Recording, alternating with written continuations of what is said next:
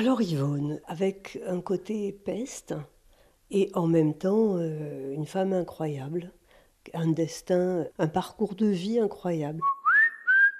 C'était une grande, belle femme, aristocrate, très éduquée, très cultivée, très élégante, toujours bien savée, qui n'avait jamais été pauvre, hein.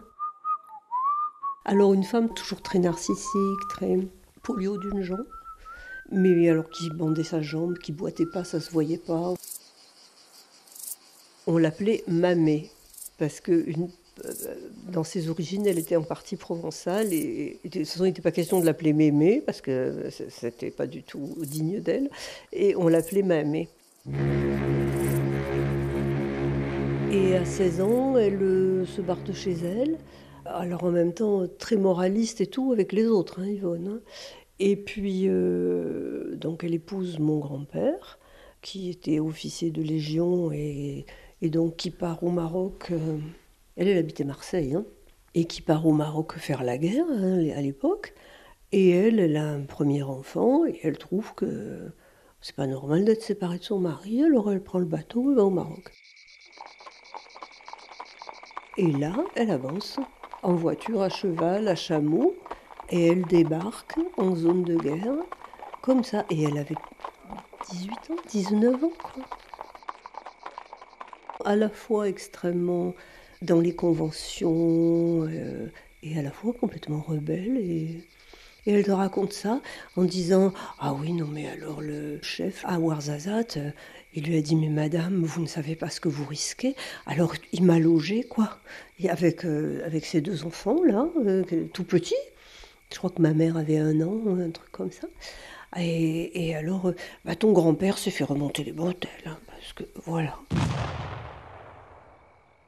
Un drôle de personnage, oui, oui, oui.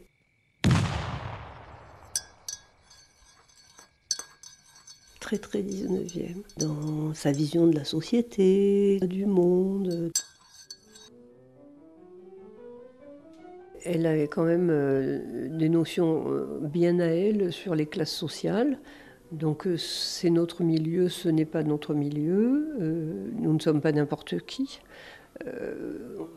On a quand même du sang bleu dans les veines. Tu ne peux pas jouer avec ses enfants. Tu ne vas pas fréquenter n'importe qui. Comment s'appelle-t-il? Ah, mais son nom? Que fait son père? Ah, oui, non, mais ça n'est pas notre milieu tout de même. Voilà, c'était quand même des injonctions, c'était des règles, hein, quand on était enfant. Donc, fallait mentir, quoi, pour pouvoir couper à ça. Voilà. Quand j'étais adolescente, alors là, j'ai eu une avalanche de conseils. Donc, il fallait se marier, bien sûr, tôt, de préférence, comme elle avait fait elle. Et elle me disait: mais enfin, pourquoi tu veux faire des études? Enfin, écoute, sois au moins infirmière, au moins tu épouseras un chirurgien. Voilà. Mais elle ne voyait pas l'intérêt. L'objectif, c'était de se marier. Donc, soit avec un avocat, ça allait, soit alors, si vraiment on veut faire des études, infirmière pour pouvoir épouser un chirurgien, de préférence. Alors, on avait toute la litanie. Si tu es enceinte, tu peux aller te jeter dans le port de Marseille direct, c'est pas la peine de rentrer à la maison. Marie-toi dans ta ville, si tu peux, dans ta rue, mais mieux dans ta maison. C'est vraiment presque un appel à l'inceste, hein, du coup, ça. Voilà. Et puis, la distinction, on l'a en naissant, on ne l'a pas, hein. On peut arriver à être convenable, voilà. Mais distinguer, ça, on s'est inné ou pas. Voilà. Une femme de notre siècle. Mais elle m'a transmis, je pense, au-delà de ces paroles un peu rigides, hein, je pense qu'elle m'a fait passer beaucoup de choses. Et que, par exemple, le goût des bracelets, des bijoux, de la féminité. Je suis très ambivalente parce qu'à la fois, c'est une peste, ça c'est sûr. Et à la fois, moi, je lui dois beaucoup. Quand on est arrivé en France, ça a été compliqué, hein, le retour, l'arrivée là. Elle a dit: non mais Gisèle, il faut l'inscrire à l'opéra, il faut qu'elle fasse de la danse. Et c'est elle qui m'a amenée à l'opéra tous les jeudis pour le cours de danse. Après, il a fallu que mon père m'amène le soir parce que c'était pas qu'une fois par semaine, mais bon, donc j'étais moins content. Mais en tout cas, tous les jeudis, on descendait à Marseille toutes les deux en bus. On arrivait à Marseille, elle m'achetait ce qu'elle appelait une tranche dorée. Alors, c'est un pain grillé sur lequel tu as une espèce de meringue. Ça se fait plus aujourd'hui dans les boulangeries. Et je ne pouvais pas choisir autre chose, elle m'achetait toujours ça, donc c'était le goûter. Et alors là, c'était incroyable parce que cette femme très distinguée qui faisait la leçon à tout le monde, c'était les règles de bonne tenue, c'était elle.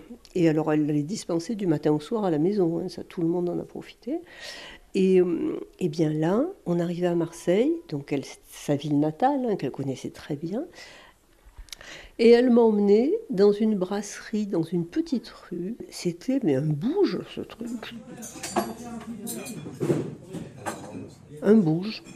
Tu avais deux sœurs jumelles qui faisaient leur bière, et tu avais des clodos. Et elle buvait une bière. Et elle disait non, non, mais c'est un lieu très connu des étudiants en médecine. Et je ne sais pas pourquoi ça l'intéressait d'aller dans le lieu des étudiants en médecine. Hein. Avant mon cours à l'opéra, on se faisait ça. Moi, ma tranche dorée, ça je me rappelle, c'était rituel. Elle se faisait sa petite bière, brassée par les deux vieilles, là. Et c'était vraiment un endroit un peu crasseux, quoi. Musique.